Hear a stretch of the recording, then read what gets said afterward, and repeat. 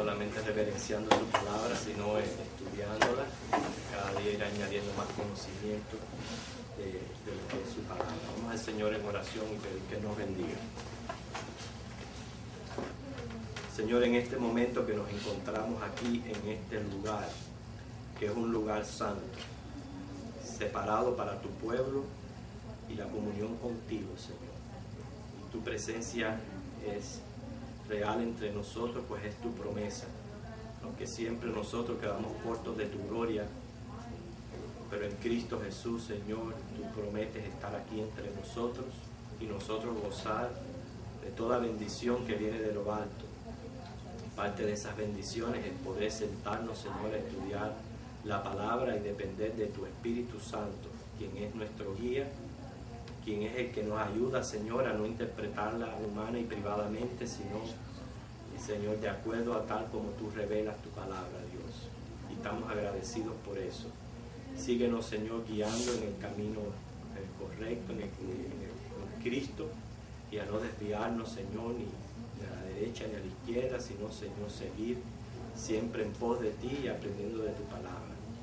Estamos en este tema de los discípulos, Señor, también enséñanos valiosas lecciones en esta mañana.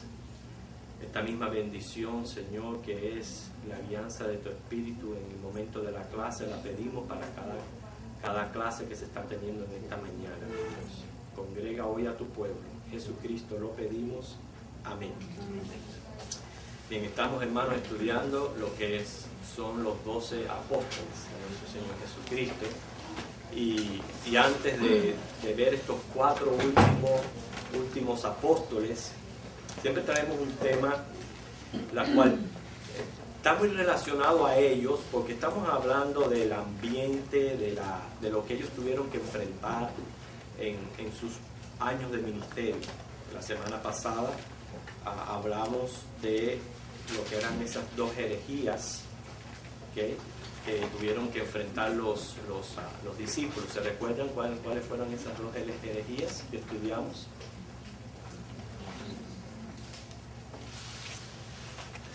¿No hay nadie que estaba tomando notas? ¿Se recuerdan cuáles fueron 2 herejías que estudiamos la semana pasada? Una era los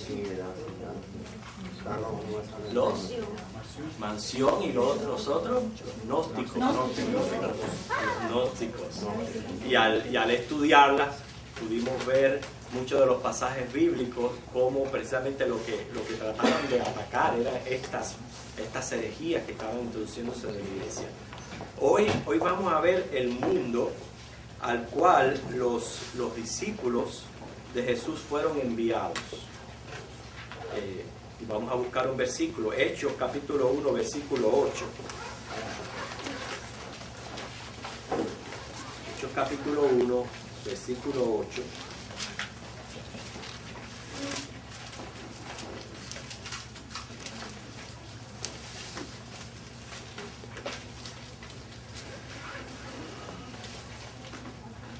Tenemos aquí la promesa de nuestro Señor Jesucristo en el momento que Él ascendió, prometiendo la continua guianza del Espíritu Santo en la vida de aquellos que Él dejaba no huérfanos, porque vendría otro, el Consolador. Hechos capítulo 1, versículo 8. Lo vamos a leer todo como versículo claro. ¿Ya lo tienen todos? Leemos. Pero recibiréis poder cuando haya venido sobre vosotros el Espíritu Santo, y me seréis testigos en Jerusalén, en toda Judea, en Samaria y hasta lo último de la tierra.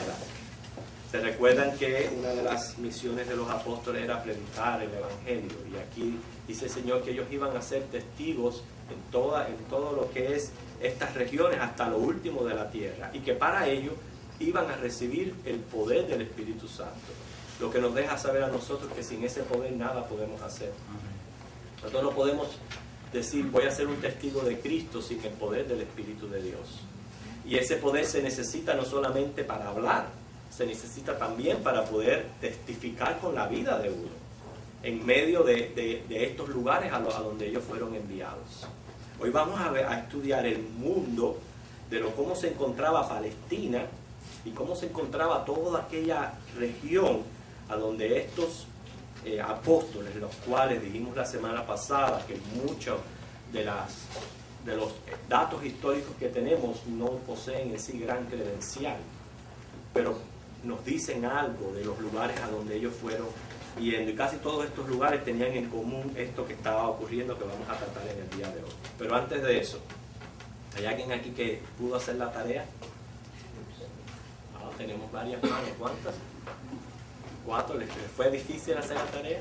No. ¿Un poco? Un poquito difícil.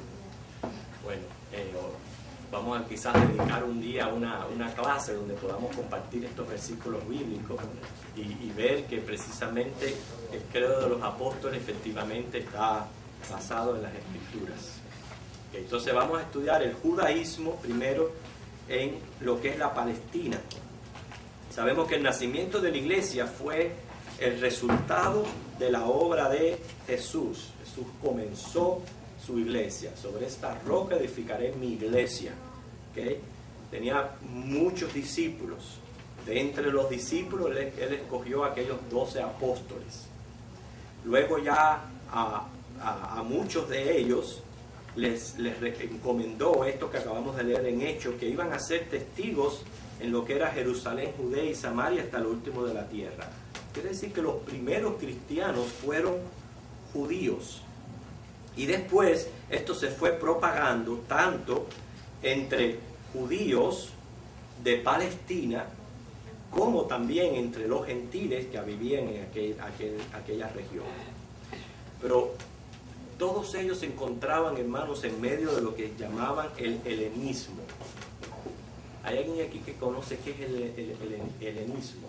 Tiene que ver con la cultura griega. Okay. El helenismo es una cultura griega mezclada con otras civilizaciones. Por eso se llamaba aquel entonces el mundo greco-romano, que era la mezcla de toda aquella cultura helenista que comenzó ¿quién? Alejandro Magno. Alejandro Magno comenzó y luego se fue mezclando con otras civilizaciones, lo que llegó a llamarse helenismo. Y la ideología helenista consistía en equipar y confundir los dioses de diversos pueblos. Como ustedes pueden ver, esto era una amenaza a la fe judía, que creían en un solo Dios. Por eso les digo, ya empezamos a ver a qué se tuvieron que enfrentar estos primeros cristianos. ¿Okay? Ellos hacían una mezcla de dioses. ¿Okay? Eran politeístas. Y después vamos a estudiar todos estos tipos de religiones nacionales y luego las religiones de misterio, la diferencia que hay entre una y otra. Cómo aquella mezcla era una amenaza a la fe judía. Estamos hablando primero del judaísmo en Palestina, para poder entender. ¿Okay? Así que desde la conquista de Alejandro hasta la destrucción del templo, que fue, ¿en qué año se destruyó el templo? 70. En el 70 después de Cristo. Hubo siempre una constante lucha entre me cuesta trabajo pronunciarlo, helenismo y el judaísmo. Todavía no estamos hablando de cristianismo, estamos hablando de helenismo y judaísmo. ¿Y por qué estaban estas dos tendencias chocando? El judaísmo es monoteísta, la cultura helenista es politeísta, o sea, era una mezcla de muchos dioses. Un ejemplo de estas luchas se encuentran en Hechos capítulo 5, versículo 37, solamente para referencia, porque quiero seguir con la clase. Es un ejemplo solamente de una de las luchas que constantemente se estaban levantando en Palestina. Estaba también, además de estos choques religiosos, estaba también el partido de los celotes. ¿Quiénes eran los celotes? No sabía quiénes eran los celotes. ¿No eran judíos que querían derribar al gobierno romano? Sí, exactamente. Ellos se estaban oponiendo a lo que es el régimen de los romanos. Y por eso llegan los fariseos, que exageradamente trataban de aplicar la ley a las circunstancias en que el pueblo vivía día a día. O sea que al parecer ellos tenían un buen propósito. Y ese buen propósito era tratar de mantener el monoteísmo entre los judíos en medio de aquella cultura.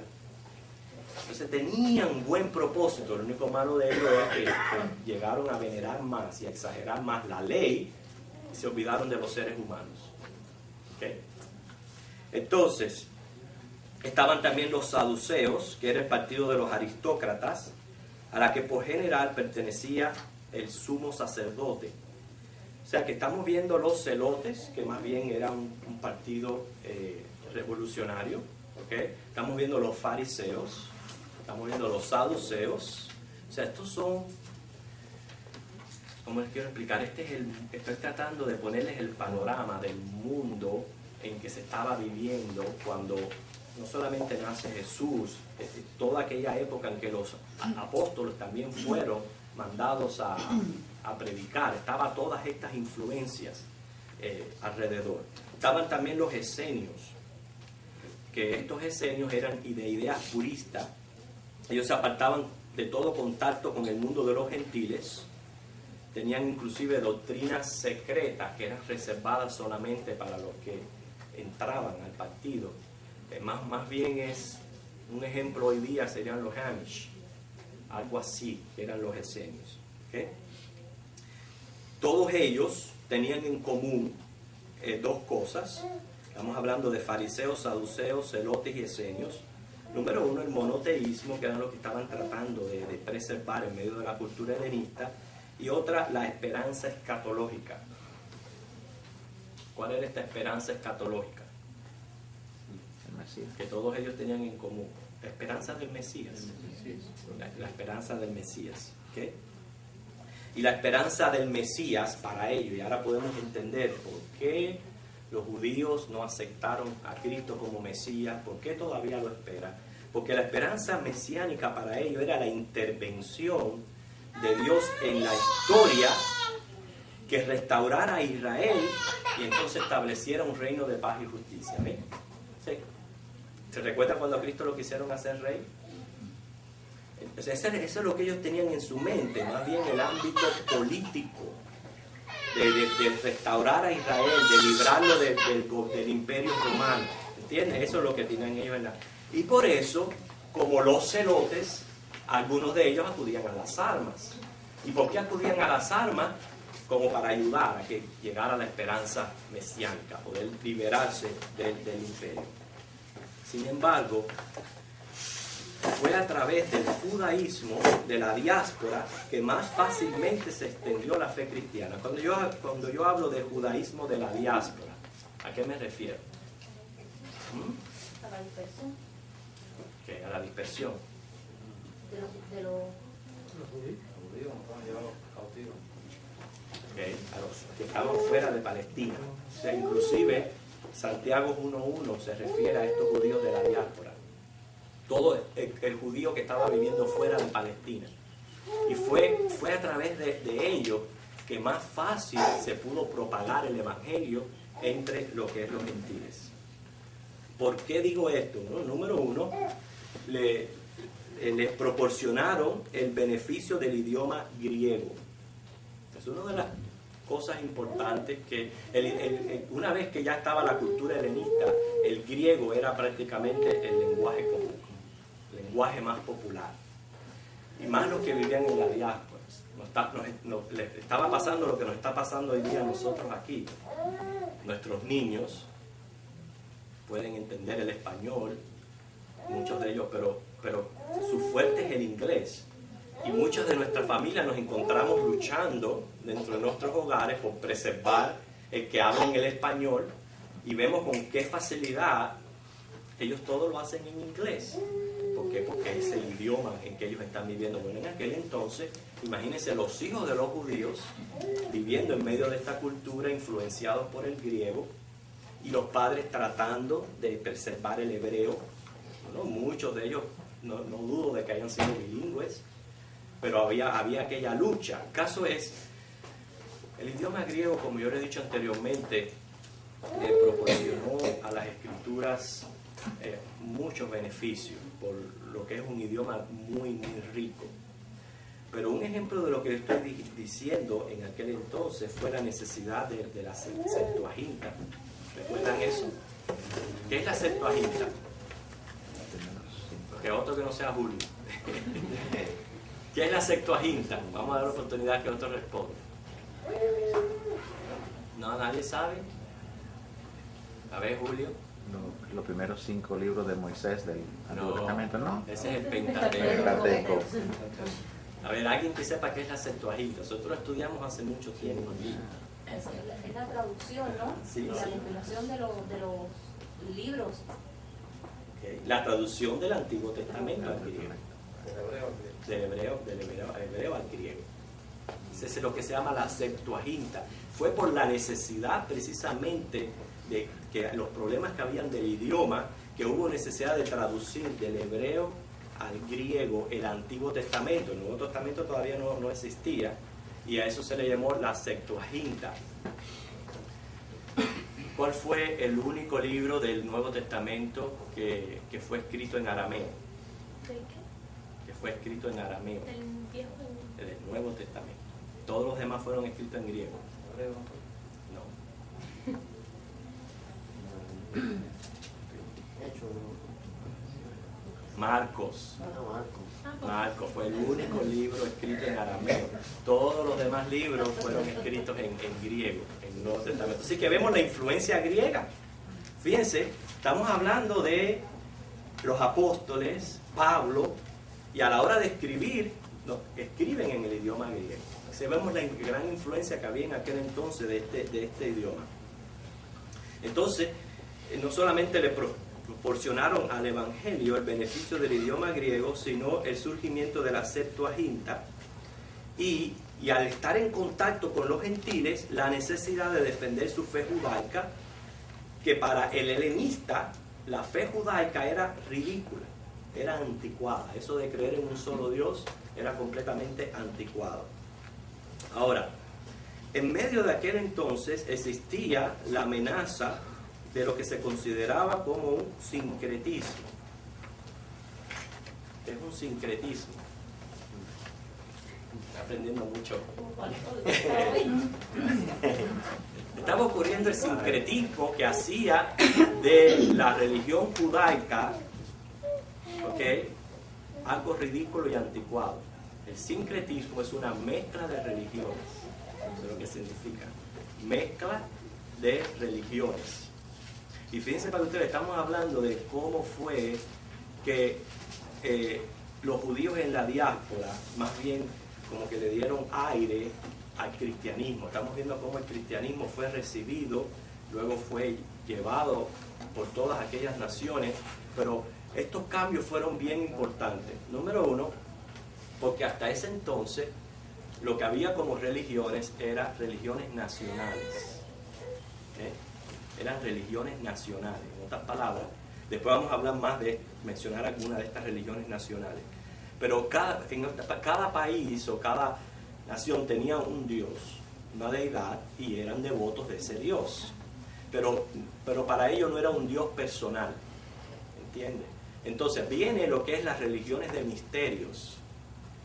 Y con las religiones de misterio, entonces el individuo ya podía él mismo seleccionar a qué deidad él podía. O sea, no estaba atado a la religión nacional, sino podía adoptar una religión para él mismo ser devoto. ¿Okay? Entonces, en parte, esto ayuda a la mentalidad del cristianismo, que nosotros sabemos que el cristianismo no es una religión nacional. ¿No es verdad? El cristianismo no es una religión nacional. ¿Es qué? Personal. Corazón personal, completamente personal. Entonces vemos cómo aquella influencia le dio cabida a lo que era la expansión del cristianismo. Así que ya dijimos que el sincretismo es una mezcla de religiones y era la moda de la época. Cada vez se añadían más dioses a la lista. Los romanos tenían lo que ellos llamaban el panteón romano. Y cada vez se añadían más y más a la lista de este panteón. Nosotros usamos la palabra panteón ¿para qué? Para los muertos, ¿verdad? ¿Qué es un panteón para nosotros? Okay. Pero la palabra lo que significa es templo de todos los dioses, para que ustedes vean. Templo de todos los dioses, es lo que significa panteón. Sin embargo, nosotros lo usamos para los cementerios, a veces sin saber el significado de esta palabra. Pero los romanos tenían su panteón y cada vez añadían más dioses a esta cosa. Que les hablé de las religiones nacionales. Entre las religiones nacionales estaba el culto a los dioses del Olimpo. ¿Okay? Estaba el culto al dios del emperador. Inclusive en los romanos el emperador era considerado un dios. Estaba el culto a Zeus. Estaba el culto a Poseidón, que inclusive lo han usado este título para una de las películas modernas que ha hecho Hollywood, y no se dan cuenta que este es un nombre de una de las deidades nacionales de aquella época, Poseidón. Estaba Afrodita, Diana, como menciona Efesios, y todas estas eran religiones antiguas y, como dije anteriormente, no satisfacían las necesidades personales de la gente. Y es por eso que se añaden las religiones de misterio, y cada cual entonces decidía a qué Dios misterioso iba a adorar. Cada una de estas religiones de misterio estaba basada en un mito acerca de los orígenes del mundo. Entonces les voy a poner solamente algunos ejemplos, porque si vamos a dar todos los ejemplos de todas las religiones de misterio que había en aquel entonces, se nos va el tiempo, pero saqué así las más que más influencia tenía, más interesante. Por ejemplo, de Egipto, y al ir mencionando, hermanos, todas estas religiones, yo siempre digo, no me asombra que existan líderes que vengan con estas fantasías, que las levanten, que lo que me asombra es que todos ellos consiguen seguidores. Usted se levanta con cualquier mariposa en la cabeza, dice que ya es religión, y atrás tiene 10 que le están siguiendo allá. Pero ustedes vean cómo es el ser humano. O sea, cuánto trabajo les cuesta aceptar y seguir el Evangelio de Cristo. Y sin embargo, estas cosas que son completamente absurdas, yo diría irracionales, les es fácil seguirlas. Pero yo les voy a decir por qué. Número uno, porque no son escogidos. Ese es lo principal de esto. No son escogidos. Número dos, porque muchas de estas religiones involucran placeres sensuales que atraen mucho a los hombres. Casi la mayoría de las sectas o los cultos, eso es lo que involucra, eso es lo que le gusta al hombre. El hombre se ve que vive con un vacío tremendo y quiere satisfacer ese vacío y vienen y le presentan estas cosas y se vuelven seguidores. La mayoría de estas religiones implicaban ritos para aquellos que comenzaban, así como nosotros hacemos con los que se van a bautizar y todo eso. Todas estas religiones hacían lo mismo, tenían sus ritos para aquellos que se iniciaban dentro de sus mitos. ¿Okay? Entonces, de Egipto venía el mito de Isis y Osiris. Según ellos era el dios de Set, que había matado y descuartizado a Osiris. Eso es lo que ellos dicen. ¿Okay? Y lo esparció por todo Egipto. Entonces Isis, la esposa, recogió las partes de Osiris y les dio nueva vida. Y esto da risa lo que voy a decir, pero los órganos genitales habían caído en el Nilo. ¿Okay? Y es por eso que este río era la fuente de la fertilidad. Para que ustedes vean. Inclusive en esta fiesta los más devotos se mutilaban y los ofrecían en sacrificio. Así que esta era una de las fiestas de las religiones misteriosas que salió de Egipto, el mito de Isis y Osiris. Estaba también el culto a Mitras, que era popular entre los soldados, eran de origen persa, y según ellos incluían combates contra el sol y un toro mitológico. Pero entre otros misterios estaba el misterio de Eleusis, que era un culto agrario para asegurar la fertilidad de la cosecha. Entonces, según el mito Eleusis, que Perséfona era hija de Demeter, y entonces Perséfona es arrebatada por Plutón y entonces fue hecha reina del mundo subterráneo.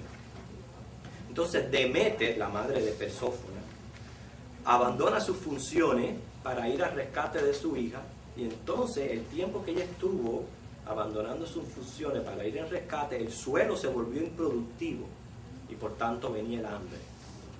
Entonces Zeus ve cómo mezclan ya esta nueva religión con la nacional, porque Zeus pertenecía a una deidad nacional. Zeus interviene y ordena que Perséfona sea vuelta a su madre durante 8 meses del año.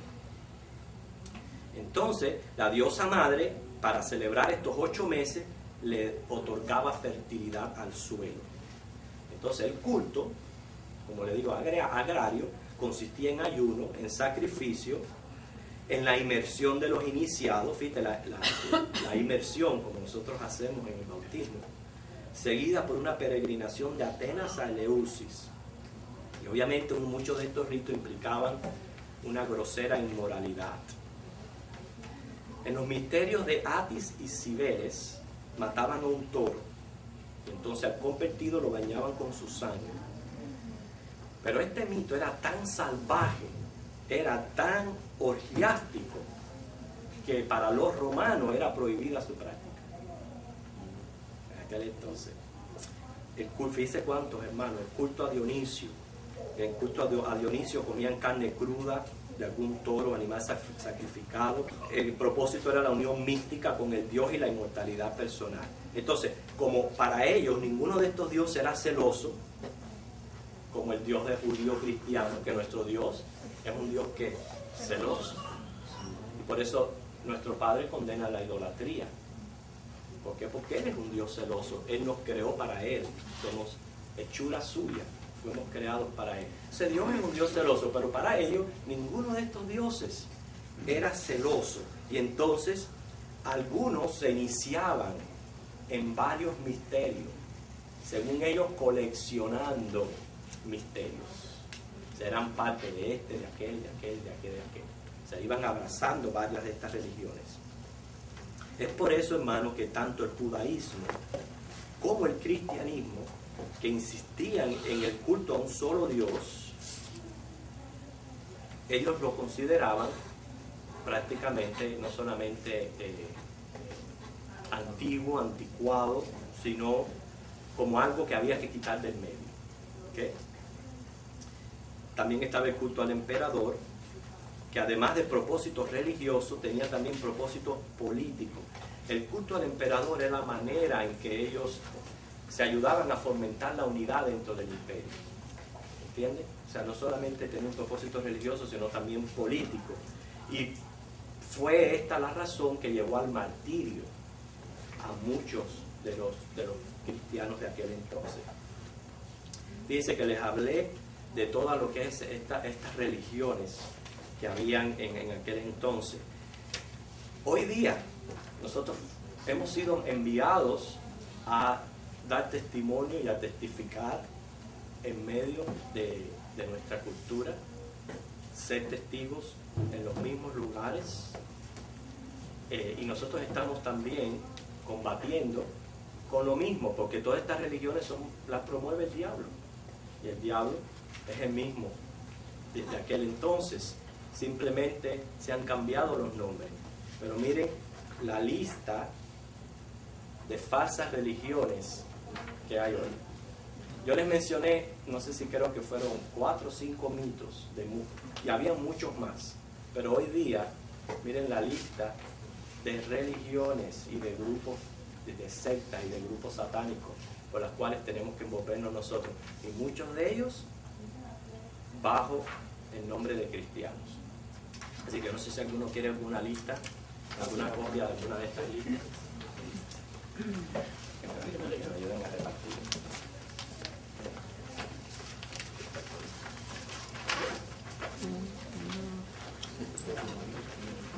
Algunas están en inglés, quizás no se practican, no son muy populares en español.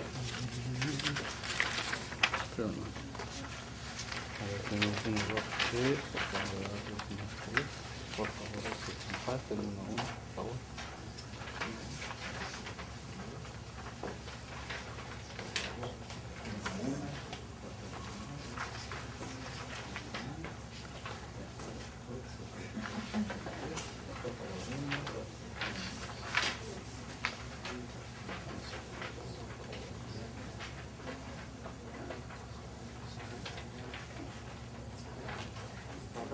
será la última de la primera parte? Será Sokagatai. Y como es la iglesia de hoy, como necesito mañana. No, eso es simplemente el título. Lo bueno de esto es, yo no sé la verdad qué es lo que creen cada una de estas. Yo sé que están listadas entre las sectas y las religiones falsas. Nosotros tenemos que tener mucho cuidado porque a veces, inclusive el nombre, por ejemplo, I am, o la iglesia yo soy. Uno dirá, bueno, eso no es nada malo porque así fue que Dios se reveló a los hombres. Está también el camino, que es otra cosa también. Nosotros podemos poder ver y decir, mira el camino, Cristo es el camino, la verdad y la vida, meterte ahí, y sin embargo, porque hay algunas que de por sí el título mismo te habla, iglesia de todo el mundo, bien, misión divina luz, que suena un poquito así como evangélica.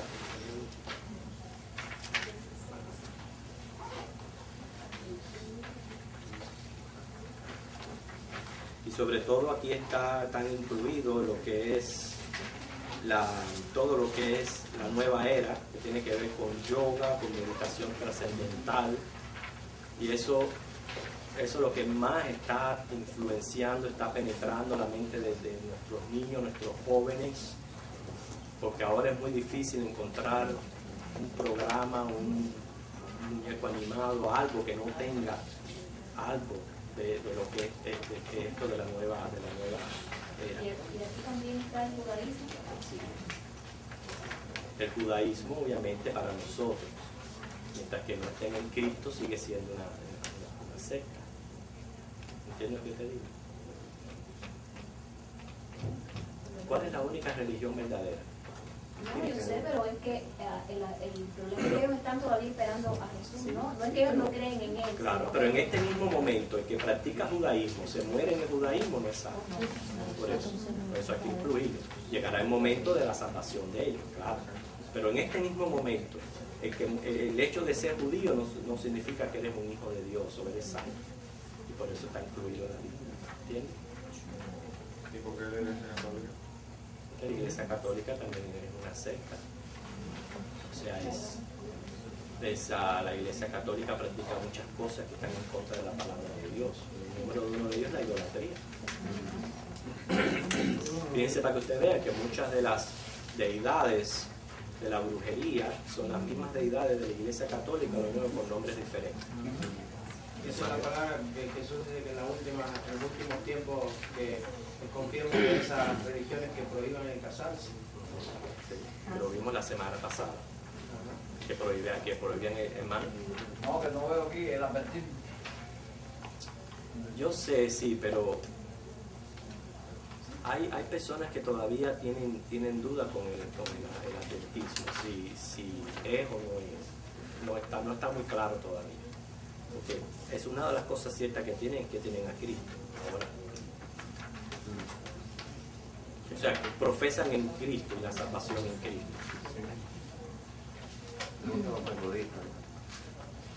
Exactamente, ok. Hay diferentes denominaciones, hay muchas denominaciones, ¿verdad? La cosa es que, como hablamos en el credo de los apóstoles, hay una sola iglesia universal. Es la iglesia que edificó Cristo sobre la roca. Y todo aquel que profese a Cristo como Señor y Salvador es parte de esa iglesia. Y como decíamos la semana pasada, si alguien viene profesando que Cristo no ha venido en carne, ni le digáis bienvenido. Y por lo menos tienen una lista yo no creo que sea una lista exhaustiva. Quién sabe si hay un sinnúmero de otras religiones que todavía no están escritas aquí. Pero yo lo que les traía esta lista era para que nos diéramos cuenta que en aquel entonces los discípulos, aquellos primeros testigos que fueron por toda aquella parte, se pueden dar ahora una idea de lo que ellos tuvieron que enfrentar, de lo que ellos tuvieron que... Y no era solamente eso. Vimos la semana pasada herejías. Hoy vimos religiones de misterio.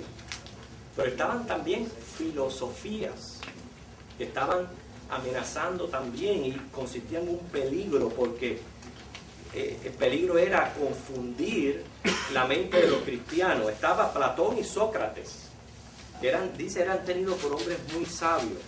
Inclusive ellos fueron condenados a morir por considerarlos incrédulos y corruptos de la juventud, porque ellos se levantaron con su filosofía y criticaron a los dioses paganos. Ellos profesaban a un ser supremo, un ser inmutable, un ser perfecto, que era la suprema bondad y belleza. Ellos creían en la inmortalidad del alma. Estamos hablando de Platón y Sócrates. Y que por encima de este mundo pasajero había otro de realidades invisibles y permanentes. Y es por eso que esta filosofía platónica ejerció un tremendo influjo sobre aquella cultura, y aún todavía perdura. ¿Pero qué le falta? Pues ellos tienen verdades. Hemos mencionado verdades. De que hay un ser supremo, lo creemos. De que el alma es inmortal, lo creemos. De que hay un mundo invisible y permanente sobre este, lo creemos. ¿Qué le falta? A Cristo. Le falta a Cristo.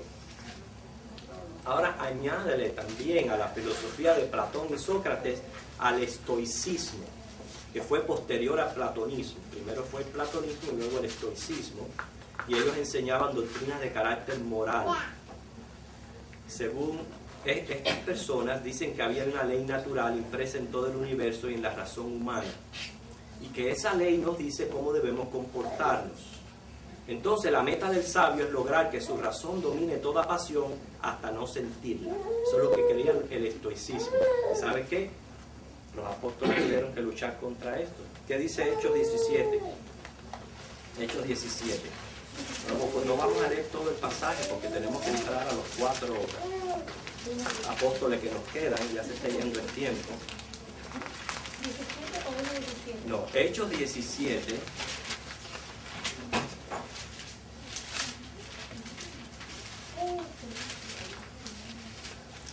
Ve cómo dice, y algunos filósofos de los epicúreos y de los estoicos disputaban con él, y unos decían, ¿qué querrá decir este palabrero?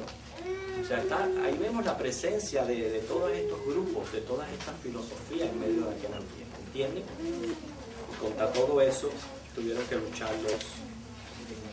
Ok, vamos entonces a los apóstoles, porque nos quedamos en Tadeo, que es el número 9.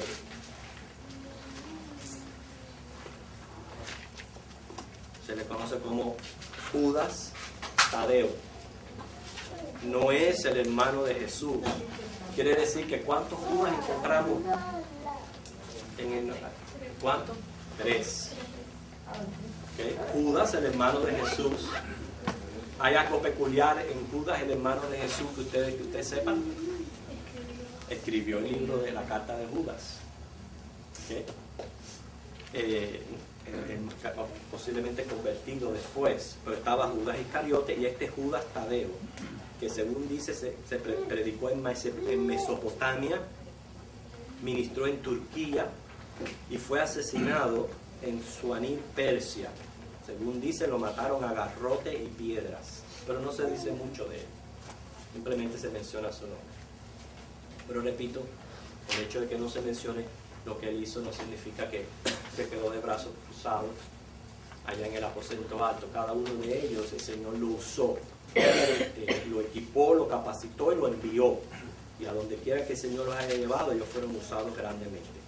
Estaba Santiago o Jacobo, que dice la palabra que era hijo de Alfeo. También no se sabe mucho de él, pero recibe el nombre de el menor. ¿Okay? Así que indudablemente puede ser que haya sido pequeño de estatura. Un ejemplo de su pronombre es en Marcos 15:40. Su madre, llamada María, era una de las mujeres que acompañaban al Señor. Según Mateo 27:56, tenía un hermano llamado José. Ahora, hay un problema, que Mateo dicen que también era hijo de Alfeo. Entonces no se sabe si tanto Santiago o Jacobo, hijo de Alfeo, era hermano de Mateo o era un Alfeo completamente diferente. no se sabe. ¿Okay? El caso es que tanto Jacobo y Mateo, los dos dicen son hijos de Alfeo, pero no se sabe, no podemos decir. ¿Por qué? Porque nunca, siempre cada vez que se mencionaron la lista de los hermanos, los mencionaban juntos. Entonces es un detalle también a tener en cuenta. Entonces, no se sabe si él era hijo, también era hermano de Mateo. Pero estaba Simón el cananeo, que se le conoce como el celote. Se ve lo importante que es a veces conocer un poquito de la historia y la cultura de lo que estaba ocurriendo en aquel entonces. Porque cuando se dice Simón el cananeo o el celote, ya me está diciendo a mí que él pertenecía a este grupo revolucionario en contra de los romanos. ¿Okay? Y a él lo mencionan así, Simón el cananeo o Simón el celote, para poderlo distinguir de Pedro, porque Pedro también se llamaba Simón. Por eso la palabra celote significa uno que tiene celo. Y Judas, el Galileo, que fue el que les mencioné en Hechos, déjenme ver dónde se los mencioné anteriormente, cuando mencioné este grupo, al principio de la clase, en Hechos 5:37, Judas el Galileo fue el que creó este partido de los celotes. Y estas son cosas interesantes que aprendemos de los discípulos. Inclusive, no solamente este grupo de celotes se degeneró en una organización de asesinos, sino que fue el que contribuyó a desencadenar la guerra entre judíos y romanos, por la cual se llegó a destruir el templo en el año 70 después de Cristo. Ustedes vean, fue este grupo quien provocó toda esa revolución. Se dice que Simón predicó en Egipto, en África, en Gran Bretaña y en Persia. Y otros creen que predicó en las Islas Británicas. ¿Por qué tenemos todos estos datos? Así de que se cree que predicó aquí, allá, aquí, allá. ¿Por qué? A ver, dale. Porque muchas iglesias también, ahí también tenemos los datos históricos, pero también usted mencionó la semana pasada que muchas iglesias para trazar el trasfondo de apóstoles dijeron que ellos habían sido enseñados o educados por los apóstoles. Exacto. O sea, había muchas iglesias que estaban tratando de acreditarse trasfondo apostólico. Entonces, no, este estuvo aquí. Y por eso es que los detalles que tenemos no se sabe si son reales, genuinos o inventos de iglesias tratando de acreditarse un trasfondo apostolado. Y por último, Judas el Iscariote. Judas el Iscariote era hijo de un tal, según Juan 6:71, de un tal Simón. Siempre se le menciona como el Iscariote para distinguirlo del otro Judas, el Tadeo. O sea, este apelativo indica que era original de Queriot. Por eso se le dice el Iscariote. Él es más famoso por traicionar al Señor y luego suicidarse ahorcado, ¿verdad? Eso es lo que más conocemos de él. A juzgar por su carácter, él siguió al Señor con vista a las ventajas materiales que ofrecía el establecimiento del reino mesiánico. Esa es la mentalidad de él. ¿Okay? Estamos el Mesías, la esperanza escatológica. Este viene a implantar su reino. Si yo soy parte de él, seguro que me garantizo un tremendo puesto en el gobierno. Eso es lo que estaba en la mente de él. ¿Okay? Es increíble cómo Jesús le pone como tesorero del grupo, a pesar de que sabía que era ladrón. Él se dio a la avaricia apropiándose de una parte del dinero. Inclusive calificó la acción de ungir al Señor con perfume de alabastro como un desperdicio. Claro, no le convenía porque si lo vendía, según él, para darlo a los pobres, se cogía una parte. Y por eso fue que protestó cuando la mujer ungió al Señor con perfume. Jesús lo reprende suavemente por aquella acción. Yo no sé si ustedes sabían que fue esto, cuando él, herido en su amor propio, fue que fue a entregar al Señor. Porque el Señor lo requirió por lo que hizo con los desperdicios. O sea, no solamente había dentro de su corazón malos propósitos, sino que no supo, y eso que el Señor lo hizo con mucho amor, no supo aceptar una amonestación. Y como fue herido su amor propio, eso fue lo que lo impulsó ya desde ahí entonces buscar un momento para entregar a Jesús. ¿Ok? Murió Judas ahorcado. ¿Usted sabe que Judas no murió ahorcado? Judas no murió ahorcado. Sin embargo, estamos acostumbrados siempre a escuchar de que Judas había muerto ahorcado, y Judas no murió ahorcado. Él salió a ahorcarse, a suicidarse. No se sabe cómo, si fue que usó su propio cinto, una soga vieja. El caso es que él no llegó a morir ahorcado. Él se partió, parece que la cuerda donde estaba colgado, y dice que se estrelló contra la piedra. Y fue así que murió Judas. Eso lo encontramos en Hechos 1:18. Hechos 1:18.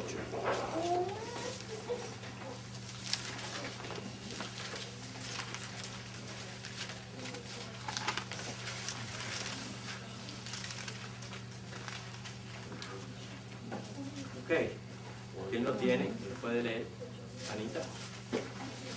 Este pues, con el salario de su iniquidad, adquirió un campo, y cayendo de cabeza se reventó por la mitad, y todas sus entrañas se derramaron. Pero ¿cómo sabemos que habla de Judas? Porque obtuvo el salario De iniquidad. de su iniquidad. ¿Por qué no leemos el anterior? Y era contado con nosotros y tenía parte en este ministerio.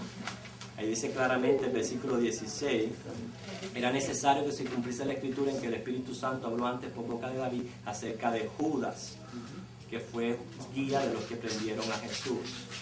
Era contado con nosotros, tenía parte en este ministerio. O sea, no hay duda de que no se trate de Judas Iscariote, que murió reventado porque se cayó.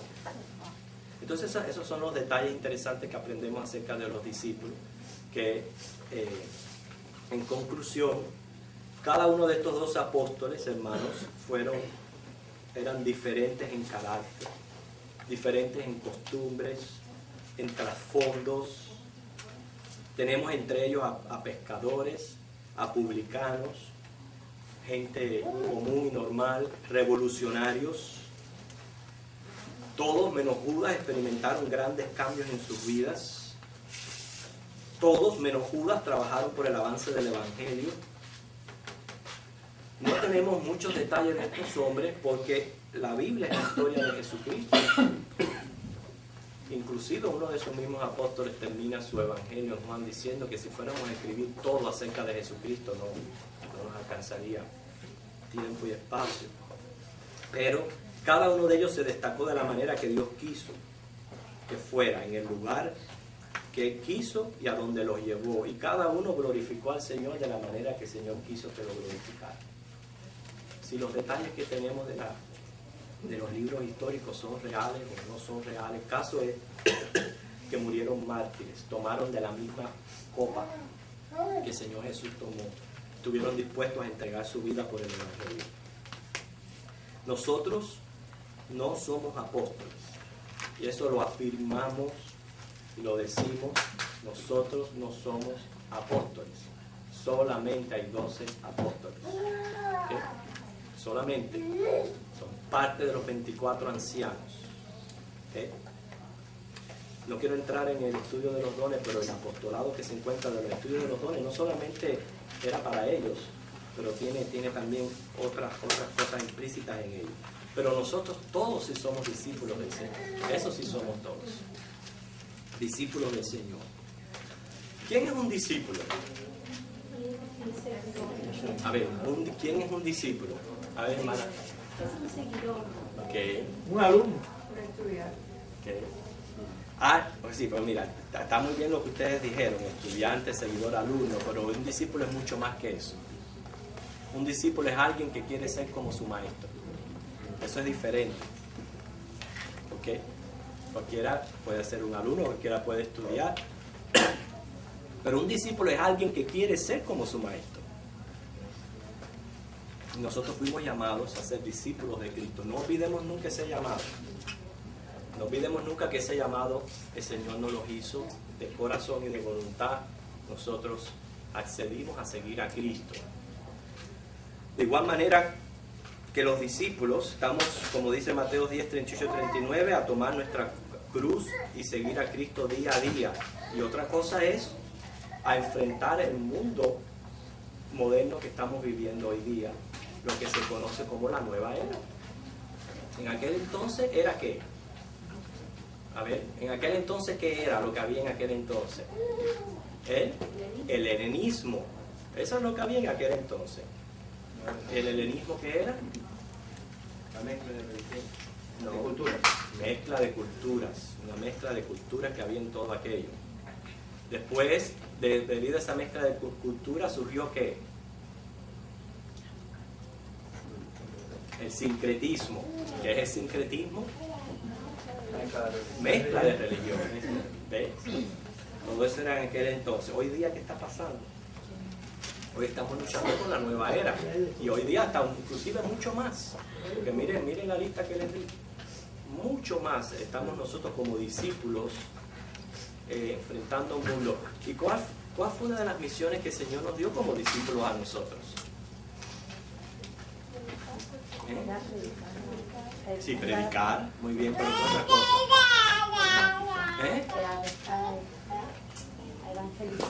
Evangelizar, predicar, cumplir la gran comisión. Pero ¿qué otra cosa? Muchas cosas que el Señor Jesús nos mandó a hacer. Testificar que somos de Él. La gran comisión dice ir por todo el mundo y hacer discípulos a todas las naciones, enseñándoles, bautizándoles. Bien. Predicar. ¿Qué otra cosa el Señor nos mandó a hacer? No. Sí, eso sí, pero me refiero como discípulo. Señor le dijo Perseverar ¿Eh? perseverar en la doctrina que... Estás tibia. Perseverar en la doctrina Tibia, estás tibia todavía. Vamos a ¿Eh? ¿Ya se dan convencidos ya? Sí. Ser la sal y la luz del mundo. Y eso tiene que ver con lo que estamos hablando que está ocurriendo todo a nuestro alrededor. Sal y luz en el mundo. Y nos comisionó a predicar el Evangelio. Y para ello hay que tomar la cruz día a día. ¿Okay? O sea, Dios, hermanos, está también cambiando nuestras vidas para usarnos en maneras específicas. Y eso es lo que yo quiero que quede en nuestra mente ahora como discípulos. Dios nos llamó. No somos apóstoles, pero somos discípulos. Como discípulo yo quiero ser como mi maestro. Como discípulo quiero cumplir la gran comisión, quiero ser sal y luz en el mundo. Como discípulo yo tengo que tomar la cruz día a día y seguir al Señor. ¿No es cierto? Ahora también como discípulo yo tengo una misión y una parte que cumplir dentro del avance de este reino.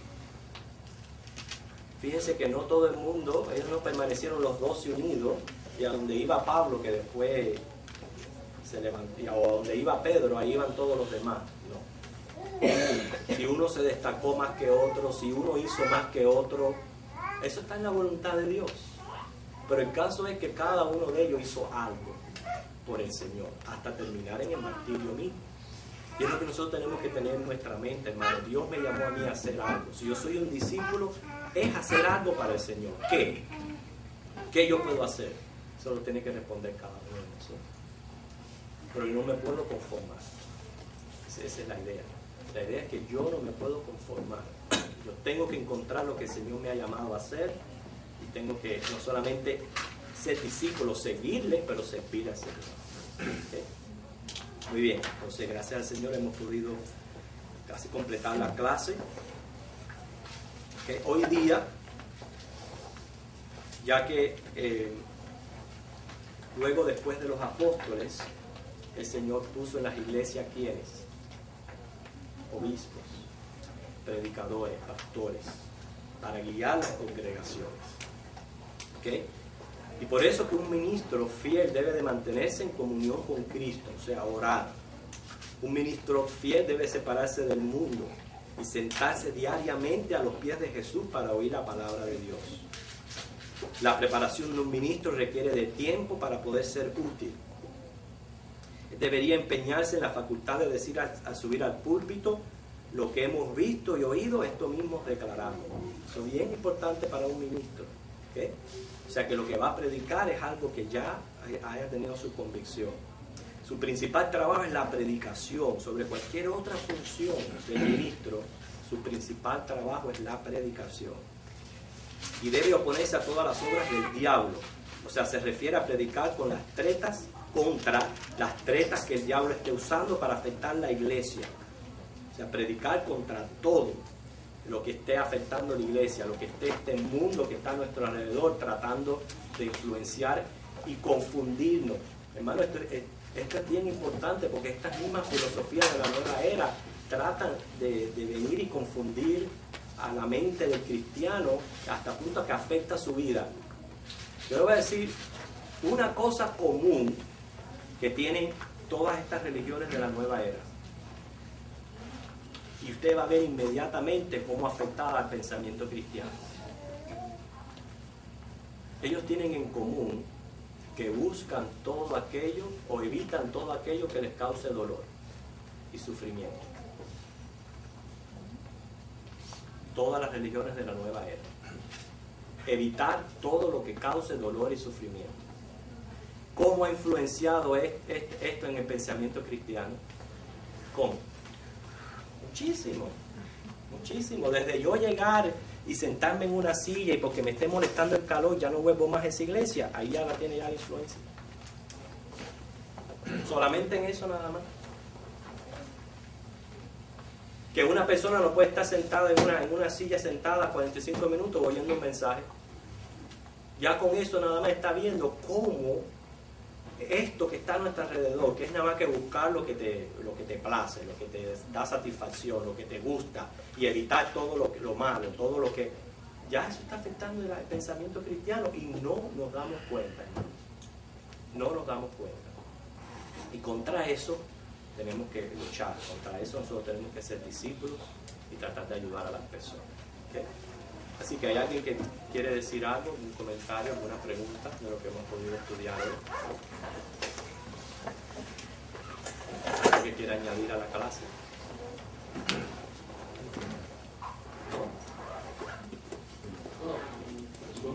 Sí. Me gustó mucho esa idea que usted acaba de explicar sobre el aspecto de eso del sufrimiento, y que precisamente la iglesia en nuestros días, no solamente aquí en Estados Unidos, fue llegado ayer, sino también en Cuba, hemos visto reflejado. Hay un texto bíblico que, como usted dice, agregar algún detalle que lo va a confirmar esa idea de él. Dice: si alguno viene en pos de mí, tome su cruz y siga. Quiere decir, el camino del cristiano es una senda estrecha, angosta, que nos lleva a la vida eterna. Exacto. El mundo tiene una senda ancha y espaciosa, el cual le lleva a la perdición. Y fácil. Y fácil, ancha y espaciosa. Por eso le digo, no podemos volver ser cristiano, que yo soy condicionado como me va bien. Si todo me va bien, está bien, yo sigo caminando, pero en cuanto vienen ya los contratiempos y las objeciones, hasta ahí ya queda. Hermano, gracias por añadir ese comentario. Randy. Cuando Judas se murió, ¿alguien tomó su lugar? Sí. Después la iglesia se reunió tratando de reemplazarlo. Dios no era la voluntad de Dios, y fue Pablo quien vino a ser el 12º apóstol. Entonces, ¿ese cuenta como uno de los 12 o Sí, Pablo se cuenta como uno de los 12. Él completó la lista de los 12. Entonces había 11 con Judas. Sí, pero hubo un tiempo en que Judas murió y Pablo fue puesto, que había 11 discípulos. Eso, antes que Judas se murió ya habían 12. 12, Judas era el 12. Pero con eso, entonces, ¿quién son los 12? ¿Cuenta Judas o Pablo? Bueno, porque nosotros estamos viendo a los 12 dentro de la lista del llamado de Jesús. O sea, no nos hemos salido del ministerio de Jesús, y por eso que dentro de la escuela dominical se estudia Judas. Pero nosotros sabemos que quien lo reemplazó fue Pablo.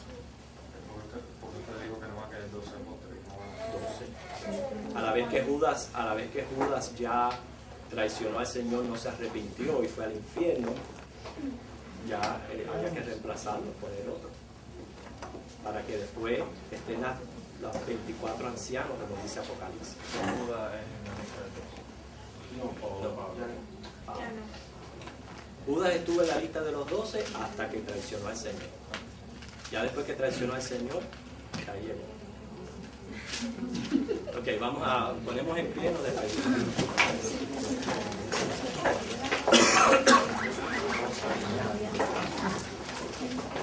Oremos.